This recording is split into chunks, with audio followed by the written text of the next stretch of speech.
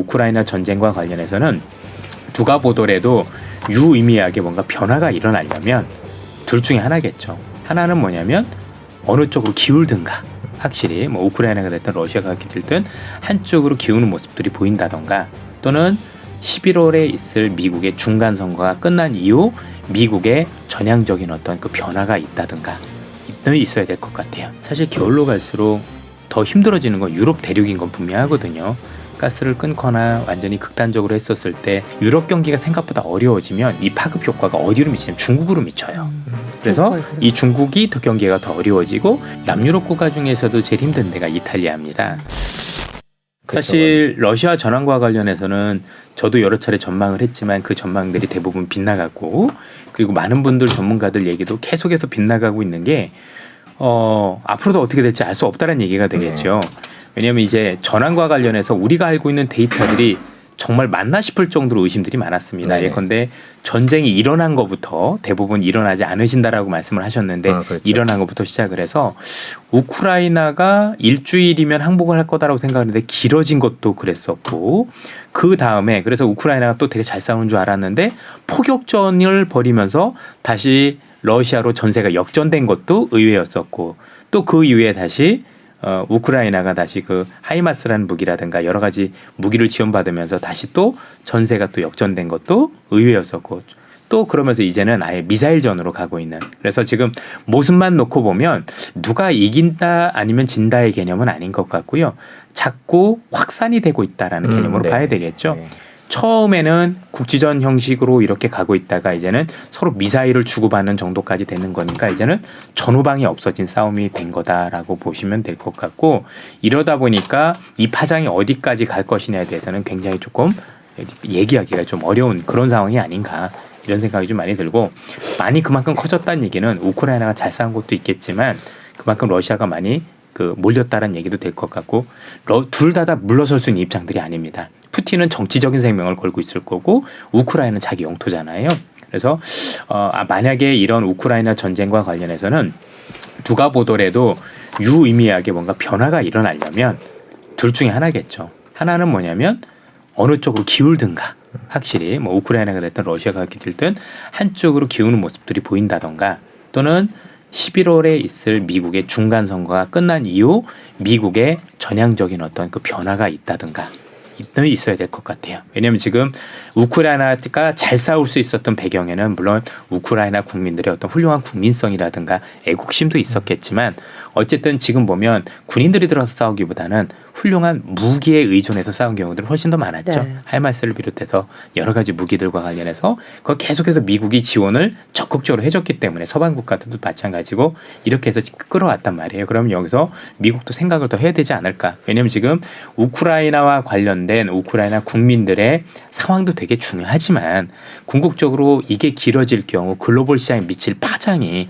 이젠 임계치까지 왔거든요. 영국도 마찬가지인 거고, 결국 영국도 에너지 가격이 오르지 않았다면 이 정도 위기까지 오지 않았었을 텐데 이것도 그 영향에 있다라고 봐야 될 거기 때문에 사실 글로벌 위기까지 방치하면서까지 우크라이나를 이렇게 도와줘야 될 건에 대해서는 많은 의구심들이 있어요. 그러니까 도와주지 말자가 아니라 하려면 제대로 하든가 아니면 어느 선에서 해야 된다든가 이런 거죠. 잘 아시다시피 지금 우크라이나가 현재 돈바스 지역을 들어가는 것도 불가능합니다. 왜냐하면 거기는 지역 주민의 거의 대다수가 러시아인이기 때문에 원래 그쪽이 반군 지역이잖아요. 본인들도 차지 못해요. 어차피. 그럼 여기서 계속 콩닥콩닥 왔다 갔다 해야 될 텐데 어느 정도 수준에서 휴전까지는 아니더라도 나름대로 글로벌 위기를 막을 수 있는 정도까지의 어떤 그 상황 변화가 좀 필요한 게 아니냐라는 생각이 들고, 그런 상황의 변화는 전쟁이 한쪽으로 기울면 모르겠는데 그건 현재는 기대하기는 어려운 것 같고, 혹시 우리가 알고 있는 미국의 중간 선거 이후에 미국이 어떤 정치적으로 또 다른 보관이 있는 건지 거기에 대해서 우리가 한번 좀 미국 측의 어떤 반응을 한번 지켜봐야 되지 않을까. 오히려 둘 때문에 뭔가 결론이 날 것 같지는 않습니다. 미국이 할 수 있는 건 카드들은 어떤 카드들이 있다고? 결국은 휴전을 종용하는 게 아닌가라는 생각이 많이 드는데 대신에 명분이 있어야 되겠죠. 전체적으로 양국에 대해서 무슨 명분들이 많이 필요할 것 같은데, 일단 안타까운 게 우크라이나 입장에서 명분이 더 약하죠. 내 국가인데 뺏기고 나서 그렇죠. 나가라면 쉽지 않을 거라고 생각을 하고 있는데, 근데 이제 뭐 우리가 알고 있는 러시아도 너무 강경하잖아요.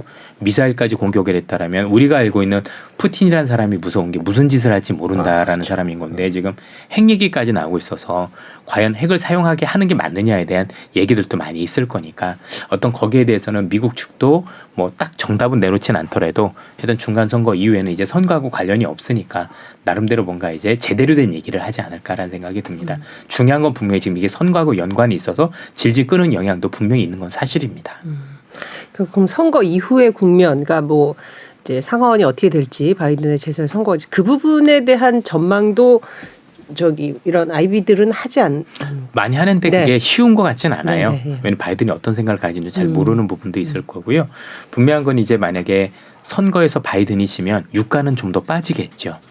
왜냐하면 이제 공화당 쪽에서는 아무래도 유전과 관련해서 좀 더 개발하자는 쪽이기 때문에 네. 미국 내에서 원유나 가스에 대한 생산이 늘어날 수 있다는 점 때문에 우리가 알고 있는 에너지 가격을 낮출 수 있는 효과가 있을 거라고 보여지고 그거는 아무래도 러시아한테 조금 불리하게 돌아가지 않을까요? 아무래도 에너지 가격이 내려간다라는 거는 그만큼 러시아가 싸울 수 있는 재원들이 부족해진다는 얘기가 되는 거니까 물론 장기적인 관점이기 때문에 단기적으로 얘기 드리기는 어려운 것 같습니다. 어쨌든 이 우크라이나 전쟁과 관련해서는 저희들이 뭐 판단할 수 있는 범위는 많이 벗어난 네. 것 같고요.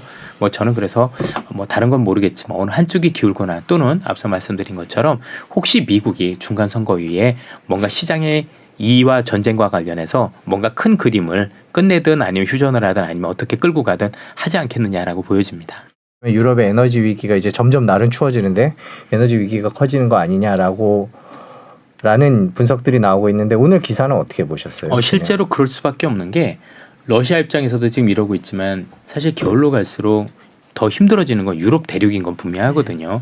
가스를 끊거나 완전히 극단적으로 했었을 때 물론 이제 일부 우리가 알고 있는 가스 그 저장고에 이제 채웠다라고는 하지만 그럼에도 불구하고 여전히 부족한 국가들도 많고 또 그것과 관련해서 만약에 실제로 끊게 된다라면 에너지 가격이 또 급등할 수도 있는 거잖아요.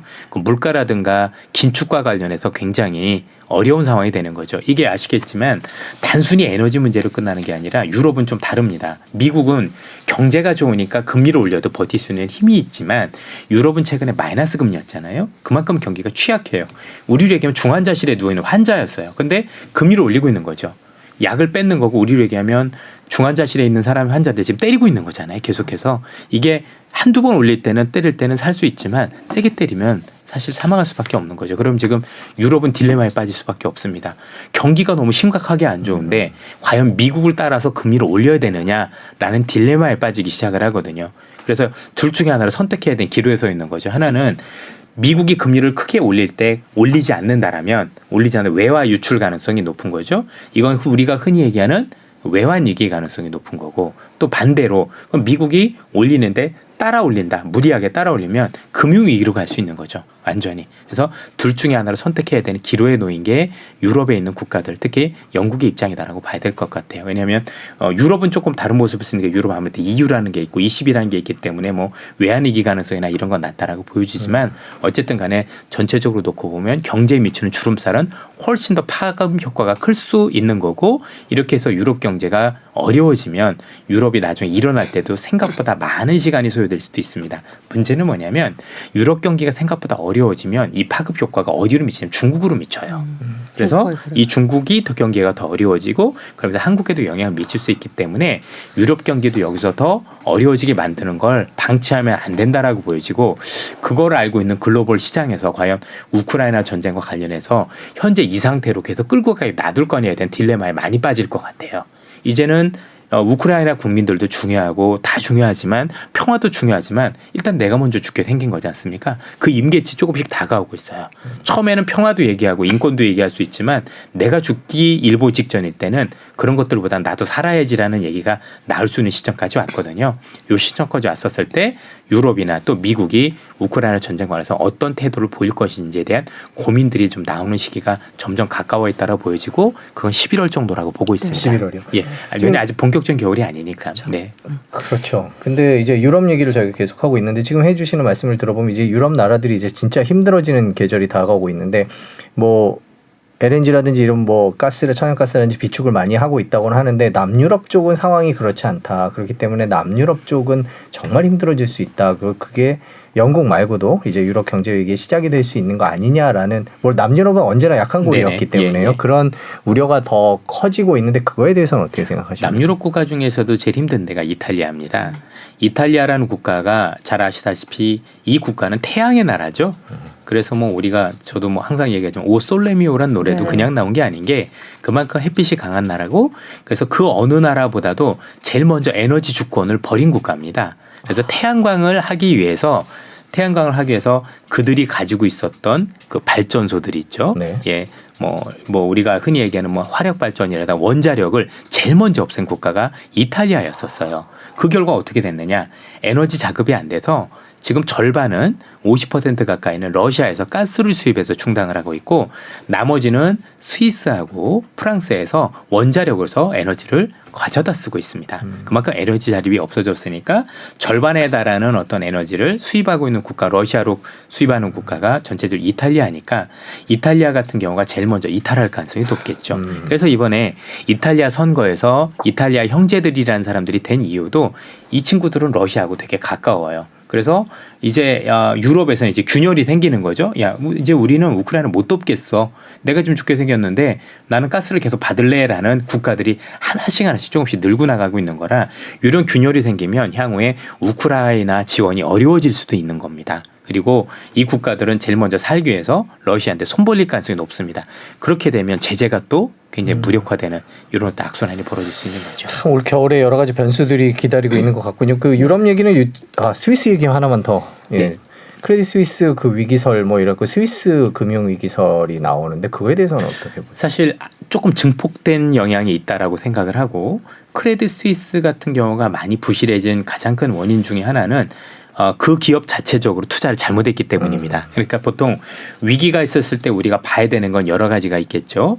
그 중에 하나가 뭐냐면 전체적인 위기가 있는데 그 위기와 관련해서 이 기업이 제일 취약했을 가능성이 첫 번째고 두 번째는 이 기업이 우리가 모르는 장부에 어떤 부실이 있을 경우고 세 번째는 잘 아시다시피 뭔가 되게 연결돼 있을 이럴 경우인데 이 기업은 각각의 사안에 대해서 투자 실패를 한 케이스입니다. 우리가 잘 아는 아케고스 그런 사태에서 수조 원의 손실도 있었었다라 버리고 또 그린실인가 또 그 핀테크 기업 거기서도 또 제가 알기로는 어마어마한 뭐 수십조 단위였던 거 했던 뭐 그런 손실을 입었었고요. 모잠비크에서도 사고도 났고 그래서 여러 가지 그 기업 스스로 투자를 실패를 해서 난 손실이기 때문에 우리를 놓고 보면 글로벌 금융 위기라든가 또는 어떤 그 확산에 대한 이런 개연성보다는 이전의 도이치 사태처럼 개별 기업의 어떤 부실 정도로 보시는 게 현재는 맞다라고 생각을 하고 그런 측면에서 놓고 보면 물론 뭐 나중에 너무 경제가 어려워지고 그럼 모르겠지만 그거를 이전에 리만과 같이 생각하는 거는